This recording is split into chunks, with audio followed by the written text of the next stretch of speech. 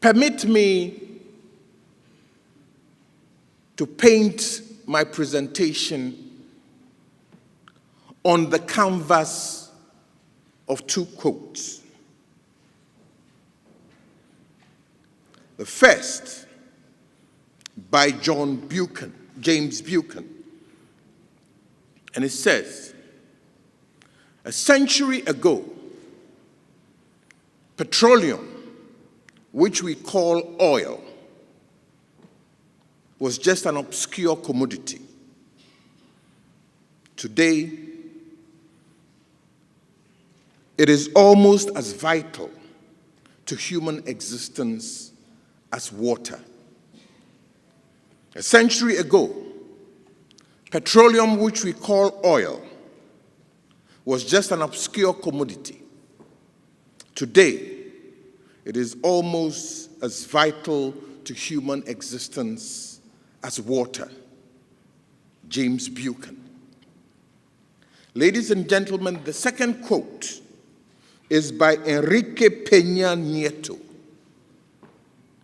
and it says, "Important reserves of natural resources like petroleum and precious metals are the bulwarks for laying the foundations for the future." The theme of the National Petroleum Downstream Colloquium, Ghana's Petroleum Downstream, Then, Now, and the Future, is most appropriate and timely, judging from the rapid changes currently being experienced in the petroleum downstream industry.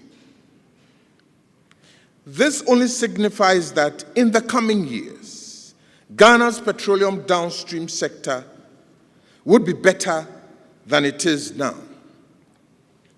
Let me quickly add how delighted I am to be associated with the ongoing transition of the sector.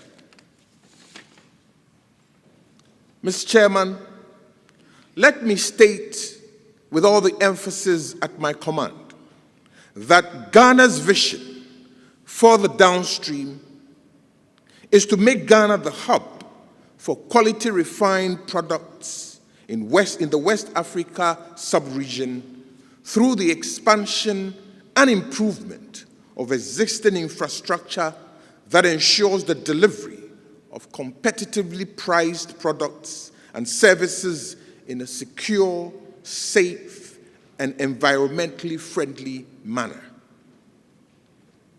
In the past, the downstream sector dominated Ghana's oil and gas industry until crude oil was discovered in commercial quantities in July 2007.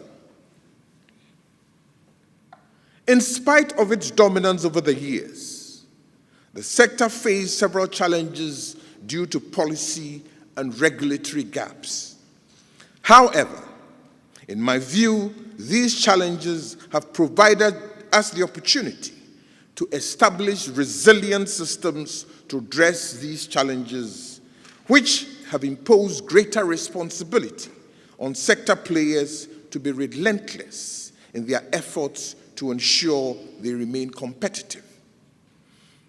Distinguished ladies and gentlemen, in recent times, the government, through the Ministry of Energy and the regulator, NPA, is taking steps focused on transforming the downstream sector from its present state towards achieving Ghana's vision of making Ghana a hub for refined petroleum products in the West African sub-region.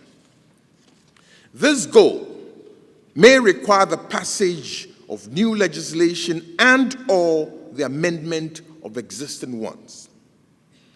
Pertinent issues including local content and local participation, financial and regulatory framework, broad relationships among petroleum service providers in the petroleum downstream sector, coordination and cooperation with other regulatory agencies and institutions, and government participation in the downstream sector have been identified to address the challenges. Mr. Chairman, to realize the goal of an efficient and effective downstream sector, meeting domestic and export requirements for refined products, government shall focus on the following policy areas: optimization of the development of downstream infrastructure, clean cooking solutions, strategic stock management, increased access to petroleum products, competitive pricing of petroleum products, adherence to health, safety, security, and environment standards, reducing carbon footprints, improved quality of petroleum products, local content and local participation, gender mainstreaming. These are the areas of focus for the government. Ladies and gentlemen, it would interest you to know that the current NPA Act 2005, Act 691, does not take into consideration the transformation of the downstream petroleum sector into a hub in the West Africa sub-region. A refined petroleum product hub shall involve the introduction of new players in the import and export subsector.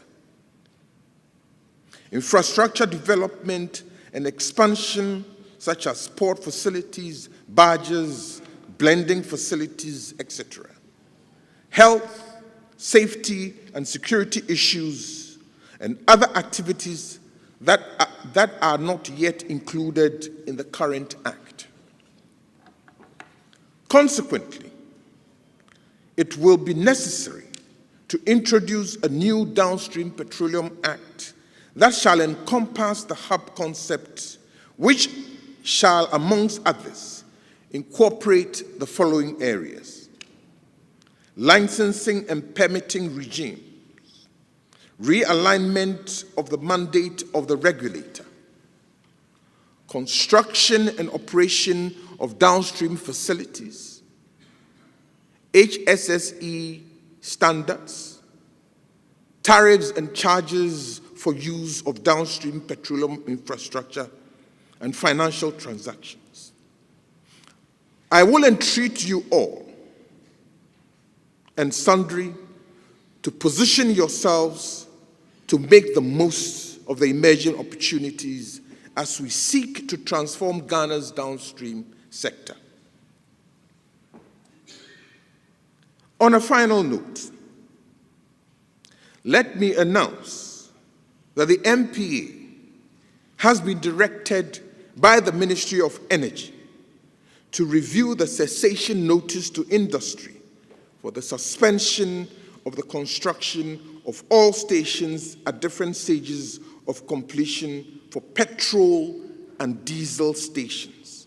Please note that this policy directive does not apply to LPG stations.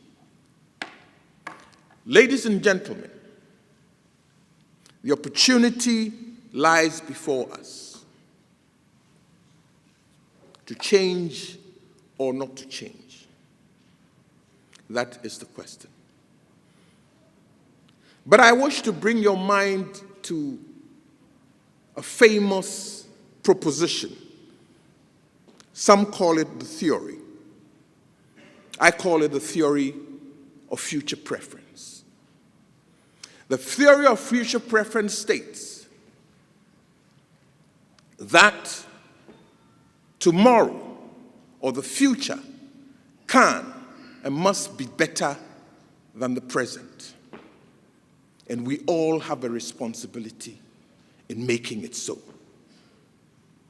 The future can and must be better than the present.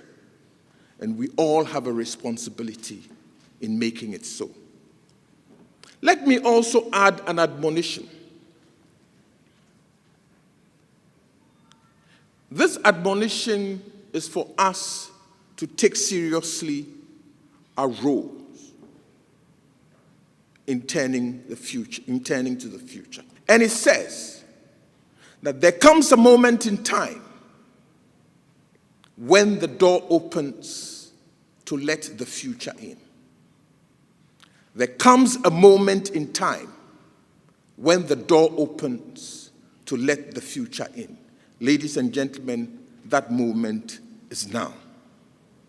I wish to convey the sincere gratitude of the ministry to the MPA for creating such a platform to allow the exchange of views and the interrogation of policies for the growth and the sustenance of the petroleum downstream sector.